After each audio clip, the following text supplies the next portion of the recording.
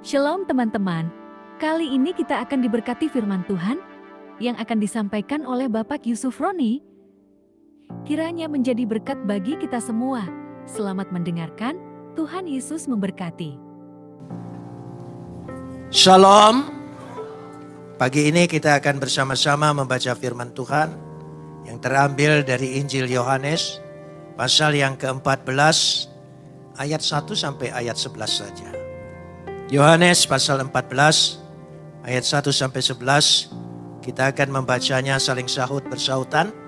Saya awali ayat pertama, lalu jemaat menjawab ayat yang kedua, dan seterusnya saling ganti bergantian sampai tiba pada ayat yang ke-11. Janganlah gelisah hatimu, percayalah kepada Tuhan dan percayalah juga kepadaku. Ayat 2. Di rumah Bapakku banyak tempat tinggal. Jika tidak demikian, tentu aku mengatakannya kepadamu, sebab aku pergi ke situ untuk menyediakan tempat bagimu. Dan apabila aku telah pergi ke situ dan telah menyediakan tempat bagimu, aku akan datang kembali dan membawa kamu ke tempatku, supaya tempat di mana aku berada, kamu pun berada. Dan kemana aku pergi, kamu tahu jalan ke situ. Kata Thomas kepadanya, Tuhan, kami tidak tahu kemana engkau pergi. Jadi bagaimana kami tahu jalan ke situ? Kata Yesus kepadanya, Akulah jalan dan kebenaran dan hidup. Tidak ada seorang pun yang datang kepada Bapa, kalau tidak melalui aku. Sekiranya kamu mengenal aku, pasti kamu juga mengenal Bapakku. Sekarang ini kamu mengenal Dia, dan kamu telah melihat Dia. Kata Filipus kepadanya, Tuhan, tunjukkanlah Bapa itu kepada kami. Itu sudah cukup bagi kami. Kata Yesus kepadanya, telah sekian lama aku bersama-sama kamu, Filipus, namun engkau tidak mengenal aku. Barang siapa telah melihat aku, ia telah melihat Bapa. Bagaimana engkau berkata, tunjukkanlah Bapa itu kepada kami? Tidak percayakah engkau bahwa aku di dalam Bapa dan Bapa di dalam aku? Apa yang aku katakan kepadamu tidak aku katakan dari diriku sendiri, tetapi Bapa yang diam di dalam aku, Dialah yang melakukan pekerjaannya. Percayalah kepadaku bahwa aku di dalam Bapa dan Bapa di dalam aku. Atau setidak-tidaknya percayalah karena pekerjaan-pekerjaan itu sendiri. Kapot lecha Adonai Elohenu kapot lecha. Segala kemuliaan ya Adonai Tuhanku, kemuliaan bagimu. Ketika Yesus menceritakan tentang perjalanan kemudian, yaitu menuju salib, Via Dolorosa, lewat satu penderitaan, murid-muridnya menolak itu. Karena manusia takut sekali dengan penderitaan. Padahal penderitaan itu menjadi bagian dari hidup manusia. Sejak Adam dan Hawa jatuh dalam dosa, maka hidupnya tidak lagi Eden, tapi Edan. Yaitu bersusah payah, mencari nafkah, dan sakit penyakit, melahirkan, penderitaan.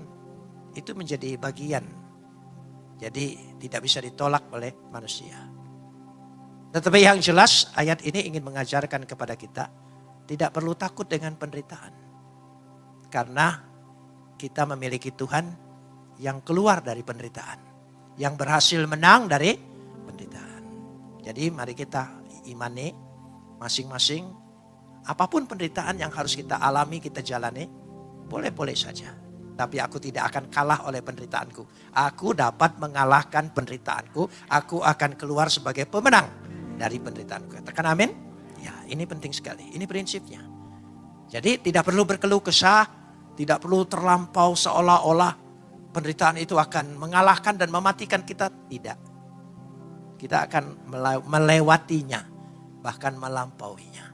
Kau boleh datang, aku tidak takluk dengan itu. Itu yang pertama.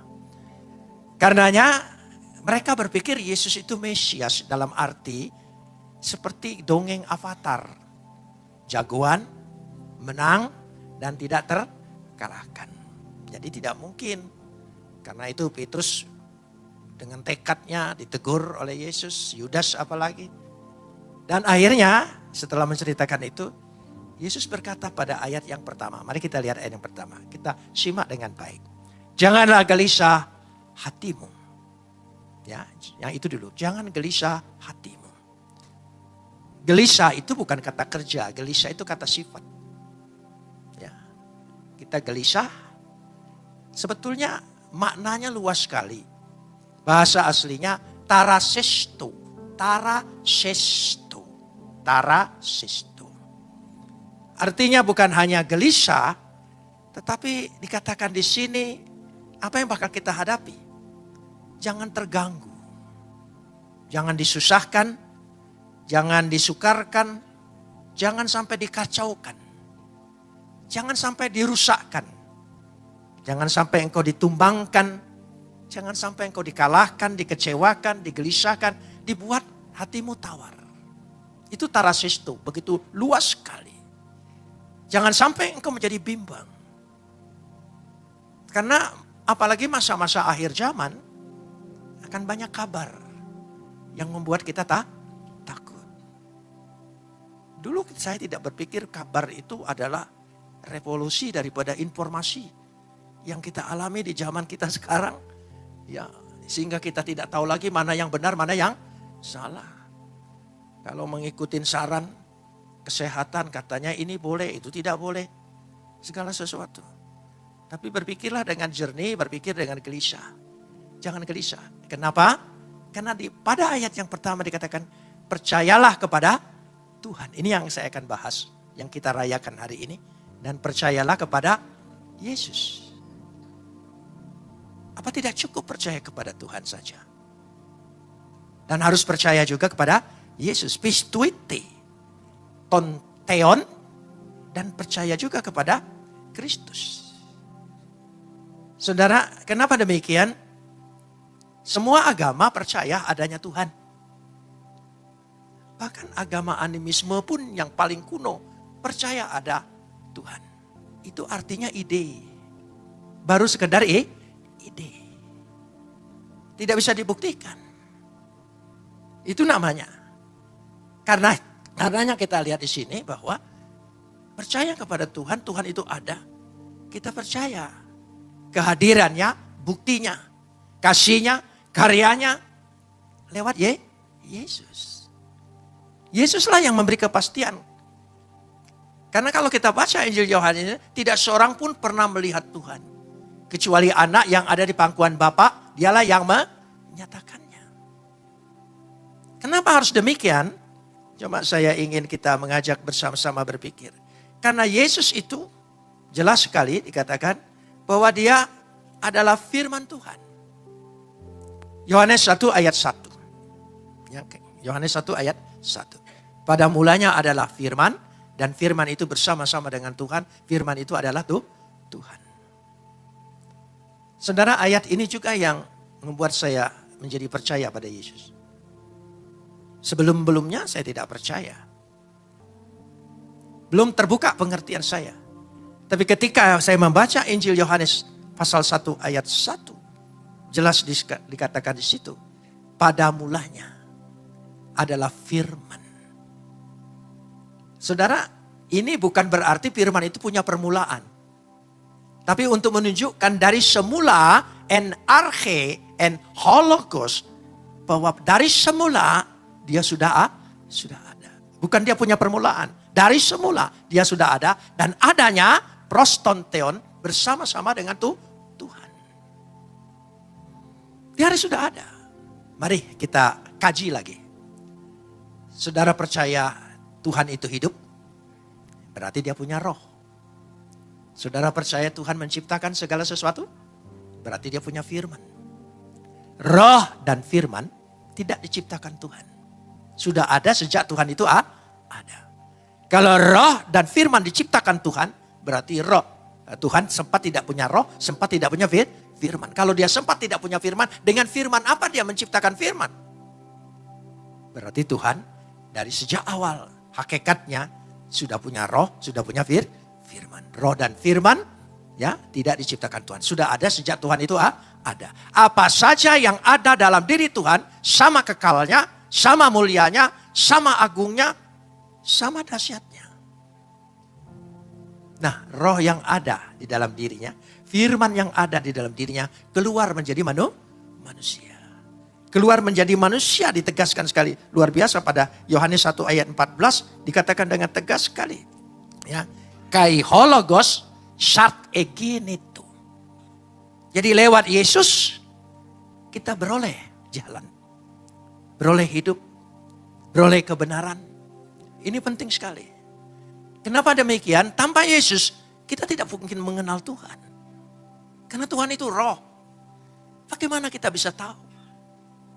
Tapi lewat Yesus. Karena itu Tuhan itu menjejarah. Hadir dalam sejarah. Sejarah kehidupan manusia. Kita ajak berpikir sejenak. Ketika manusia diciptakan Tuhan. Dari sejak awal. Kejadian 1 ayat 26. Dikatakan dengan jelas dikatakan di situ ya. Kejadian 1. Berfirmanlah Tuhan, baiklah kita menjadikan manusia menurut apa? Gambar dan rupa kita. Manusia itu dahsyat, hebat. Dia adalah gambar dan rupa Tuhan. Ya, bahasa Ibrani-nya lebih indah lagi. Shelem dan Demut. Shelem dan Demut. Shelem dan Demut. Berarti manusia itu diciptakan memiliki potensi ilahi dan kualitas ilahi. Itu manusia semula. Diciptakan oleh Tuhan. Memiliki potensi ilahi, kualitas ilahi. Dahsyat. Karena itu dia berkuasa atas seluruh ciptaan Tuhan. Dia menjadi raja atas seluruh ciptaan Tuhan. Bahkan dia berhak memberi nama-nama atas seluruh ciptaan Tuhan. Itu manusia. Semula seperti itu. Dan Tuhan punya rencana yang sangat indah. Tapi sejak manusia jatuh dalam dosa, apa yang hilang? Gambar dan rupa. Selem dan demo. Potensi ilahi dan kualitas ilahi. Sehingga kita sama seperti ciptaan yang lain. Hewan-hewan yang lain sama. Hilang semua kualitas dan potensi ilahi. Nah sekarang kita lihat. Kalau kualitas dan potensi ilahi sudah hilang dalam diri manusia, bagaimana kita meraihnya kembali? Ayo. Sanggupkah manusia meraih kembali? Sedangkan potensi ilahi, kualitas ilahi harus ada dalam pribadi ilahi. Tidak mungkin di luar ilahi. Nah untuk mencapai itu bagaimana? Tak ada yang bisa. Siapa yang bisa menghampiri ilahi? Maha suci dia. Segala-galanya. Dan manusia tidak mungkin bisa menghampirinya. Dikatakan dengan jelas bahwa dia tidak terhampiri. Kecuali potensi ilahi yang ada dalam diri ilahi itu keluar menjadi manusia, menghampiri kita, memberi kepada kita, itulah yang disebutkan akulah jalan, kebenaran dan hidup. Amin. Karena itu lewat Yesus. Tanpa lewat dia kita tidak mungkin bisa memperoleh kembali. Ketika manusia mulai memakan buah pohon pengetahuan. Saya kadang-kadang suka berpikir nakal. Kenapa Adam tidak makan buah kehidupan itu ya? Malahan Hawa main-main di bawah pohon pengetahuan. Yang dilarang didekati. Ya, yang diizinkan tidak dimakan. Rupanya itulah sifat manusia. Karena kemungkinan menurut saya wanita itu kepo. Ya, kenapa tidak boleh? Jadi dia main di dekat sana. Nanya-nanya kenapa kira-kira buahnya bentuknya gimana ya? Kenapa sampai tidak boleh? Gitu. Akhirnya datanglah iblis. Nanyalah perempuan ini. Dialoglah dia dengan iblis. Karena itu wanita itu makhluk yang paling dahsyat. Pertama kali berani ngobrol dengan iblis siapa coba? Lo ya saudara. Adam jauh-jauh. Ya, Adam terima sudah jadi. Saudara. Nah karenanya ketika dia makan buah itu. Ya, buah pohon kehidupan. Tidak bisa dihampiri lagi. Jangan sampai mereka makan. Dijaga oleh makhluk kerubiun. Dan pedang yang nyala. Jangan sampai mereka menghampiri makan ini dan mereka hidup kekal. Dan kalau mereka kembali mau makan itu pasti mati. Siapa yang membuka jalan untuk beroleh buah kehidupan itu? Yesus. Karena itu dia jalani.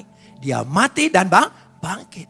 Lalu berikan kepada kita jalan. Karena itu dia berkata, akulah jalan, kebenaran dan hidup. Kebenaran Tuhan itu yang membenarkan kita, bukan kebenaran kita. Kita memang harus hidup benar, tapi sebenar-benarnya kita tidak sempurna, percayalah. Tetapi percayalah, yang akan menyempurnakan kebenaran kita adalah kebenaran Tuhan yang menjadi jaminan kita beroleh hidup yang kekal. Katakan amin. Oh iya, itu penting sekali. Karena itu hidup dengan kepastian. Nikmatilah hidup ini, amin. Oh iya, itu yang Kristus berikan jalan. Karena ada sebuah kepastian. Siapa yang bisa memberi kepastian dari sekarang? Yesus. Itu sebabnya percayalah kepada Tuhan dan percayalah kepada aku. Karena ini nanti kita lihat bersama-sama ayat-ayat selanjutnya. Ya, tidak bisa dipisahkan. Bisa dibedakan tapi tidak bisa dipisahkan. Karena dia berasal dari sana. Itulah Natal. Natal itu disebut kabar sukacita. Karena sorga melawat kita. Tuhan menghampiri kita. Yang kita tidak mampu untuk menghampiri dia. Dia datang untuk menghampiri kita. Bersukacitalah. Ada orang sering bilang begini. Oh, ikut Kristus itu harus hidup dalam kebenaran. Tidak salah. Tapi tinggalkan dunia. Jangan pikir dunia. Sorga saja. Ya mati aja. Kalau Tuhan berkati, nikmati berkat itu. Berkati bersama keluargamu, amin. Berkati bersama istri dan suamimu dan anak-anakmu, amin.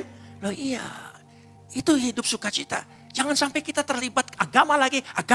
Yesus tidak pernah membawa agama. Yesus membawa kabar keselamatan. Amin saudara, ini penting sekali. Jangan sampai hidup kita seolah-olah terikat dengan sebuah agama. Kekristenan itu bukan agama. Kalau kekristenan itu agama, saudara seperti dituntut. Kita dimerdekakan, amin. Iya. Karena itu kita diminta untuk menjadi saksi. Kita diminta untuk menjadi apa? Coba ucapkan lebih keras lagi. Maklum, telinga 7-8 itu kurang. Ya, jadi saudara, kita diminta jadi apa? Tolong ingat ya. Bukan jadi hakim. Maka jangan suka menghakimi orang. Amin. Saksi Kristus. Itu penting sekali. Inilah kepastian. Penting sekali. Imani, amin. Ya, kita harus menjadi saksi. Berbuah-buah dalam kehidupan oleh pekerjaan Roh Kudus, amin. Tapi sekali lagi, bukan kebenaranmu yang menjadi ukuran. Tapi kebenaran Tuhan yang membenarkan kebenaran kita. Katakan amin. Loh, ini penting sekali. Penting sekali. Supaya kita bisa menikmati hidup sukacita. Dituntut ini dan itu. Ya, seringkali kita berpikir sesuatu yang luar biasa dalam kehidupan ini. Sehingga dengan jalan demikian, kita perhatikan di sini. Ayat yang kedua. Maaf, mudah-mudahan selesai. Ini baru ayat yang kedua. Ya, kita lihat ayat yang kedua. Ya, saudara. Ini sebuah kepastian dibuktikan lagi. Ya, bukan Yohanes 1. Nah, Yohanes 14 ayat yang kedua. Ya, Yohanes itu sudah. Yohanes 14 ayat kedua. Coba kita baca bersama. Ya, di rumah Bapakku banyak tempat tinggal. Apa? Saudara, apa yang dimaksud rumah Bapak? Sorga kan? Ya, sorga itu baru ide loh. Tapi kita pasti. Rumah Bapak. Rumah. Tempat asal dan tempat kembali. Kenapa rumah? Kenapa disebut rumah Bapak? Setiap orang percaya diangkat menjadi anak. Karena itu kita menyapa dia Bapak. Artinya di rumah Bapak dikatakan di situ ya banyak tempat tinggal. Jika tidak demikian, tentu aku akan mengatakan kepadamu, sebab aku pergi ke situ, tolong sambung. Pasti saudara berpikir rumah, kamar ya. Banyak kamar, banyak tempat, bukan. Aku akan menyediakan engkau punya hak, dikatakan di situ. Sebetulnya hak.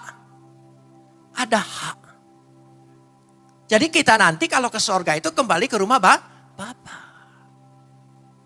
Kita yang sudah berumur atau anak-anak yang sudah dewasa, rindu rumah orang tua. Kadang-kadang rumah orang tua kita tidak sebagus rumah kita ya. Tapi itu kenangan paling indah masa kecil kita. Ya, kalau mampu kayaknya mau dibeli lagi oleh kita. Mungkin sudah terjual dan sebagainya. Ya. Dan anak-anak kalau kembali ke rumah bapak, ke rumah orang tua. Dia punya hak. Buktinya punya hak apa? Berani buka kulkas, berani masuk dapur. Coba kalau orang tua ke rumah anak, ayo. Berani gak saudara? Gak berani, saudara gak berani. Tapi ya anak-anak, wah dia langsung dia ambil. Tanpa ngomong lagi, bawa pulang. Saudara ya, sehingga orang tuanya lihat loh di kulkas kok gak ada lagi. Ya saudara, itu karena dia tidak merasa apa-apa. Karena dia punya merasa ada hak. Ada hak. Jadi percayalah, di rumah Bapak dikatakan oikos theos. Siapa ucapkan? Oikos theos. Oikos itu rumah, theos itu rumah Bapak. Patros itu patros Bapak. Ya, oikos itu patros, rumah Bapak. Jadi kita punya ya rumah. Saudara, oikos. Sekali lagi ucapkan. Artinya apa? Rumah. Karena itu kita bukan indekos. Nah, beda kan? Kalau rumah itu pasti ya saudara, amin. Ya, kita tidak, ya kalau indekos bisa diusir kan? Nah itu, tapi oikos. Itulah sebuah kepastian di situ. Sehingga kita punya hak, aku menyediakan tempat bagimu pada ayat yang ketiga. Supaya di mana aku berada, kamu pun berada. Amin. Kita punya kepastian. Dan kepastian itu bermula daripada Natal. Digenapi oleh Paskah. Semua historis. Perjalanan sejarah keselamatan yang diberikan kepada kita. Semua karena karya Kristus Yesus. Dahsyat. Sukacita yang luar biasa diberikan kepada kita. Nah pada waktu dia berbicara, aku akan pergi ke situ. Thomas ini tukang jalan-jalan. Buktinya waktu Yesus bangkit, dia paling lambat duluan kan. Karena banyak jalan-jalan. Ya, jadi dia datang terlambat. Dia tidak tahu bagaimana. Ya, Yesus berkata, tidak usah cari. Aku inilah jalan. Tegas sekali. Jadi dialah yang memberikan suatu jalan kepada kita. Sehingga yang tidak mungkin kita capai, dia berikan kepada kita. Tuhan kita bukan Tuhan peminta, Tuhan pemberi. Tuhan kita bukan menuntut untuk kita berkorban, dia berkorban buat kita. Amin. Loh iya. Karena itu jangan takut, minta saja kepada dia. Ya. Tapi mintalah sebagai anak. Tolong ingat. Tingkah laku, karakter kita, sikap hidup kita, contohkan sebagai anak. Anak dimarahin oleh orang tua. Ya, kadang-kadang kita kesel, tapi tidak sakit hati. Ternyata marah orang tua itu yang menjadikan kita jadi orang hari ini, saudara ya. Ya itu. Ya. Apalagi orang tua hatinya sudah tidak ada, saudara rindu dengan marahnya dia itu. Marahnya itulah maka kita jadi orang.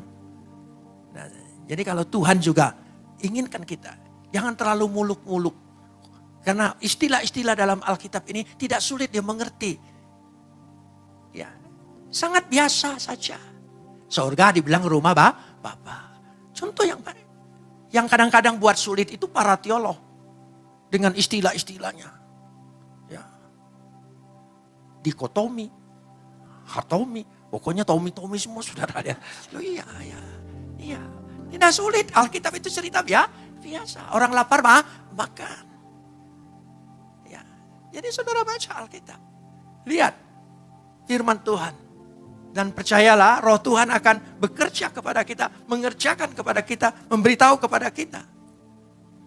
Karena dikatakan dia akan menyediakan itu. Lalu sekarang yang ditegur adalah Filipus. Filipus itu pikir dia ingin seperti Musa. Coba tunjukkan Bapak. Supaya aku bisa lihat. Loh, kamu sudah lihat saya. Sudah lihat Bapak. Amin, benar? Oh iya, kita sudah lihat Yesus. Kita berjumpa dengan dia, pribadinya. Sudah berjumpa dengan Bapak.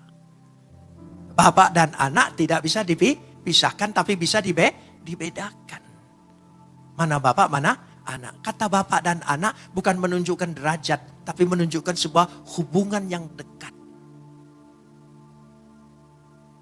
Karena itu istilah-istilah kita seringkali diejek orang. Tuhan dibilang Bapak, ada Tuhan anak. Mana ibunya? Ya, dipikir Maria yang melahirkan ibunya Tuhan. Lalu dia tanya lagi, mana bidannya? Oh iya. Padahal dia bicara sederhana. Karena kekristenan bukan ide, bukan konsep, bukan teori, tapi praktis. Nyata sekali dalam kehidupan kita. Sehingga saya tadinya capek-capek sekali untuk mengenal Tuhan itu. Melakukan semua aturan-aturannya. Ya, sekecil-kecilnya saya ikuti. Ya, dari ibadatnya, dari puasanya, dari segalanya saya ikuti. Sehingga saya ingin menjadi orang yang suci. Yang pasti masuk surga. Tapi ketika saya melihat orang lain tidak sama seperti saya. Melakukan semua aturan-aturannya, saya marah. Saya jengkel. Saya menuntut orang itu supaya sama seperti saya. Waktu itu saya merenung. Kalau begitu saya ingin suci, tapi hati saya penuh kebencian. Penuh menuntut orang lain. Di mana kesucian itu? Di situ saya frustrasi. Tapi Yesus telah sucikan kita semuanya.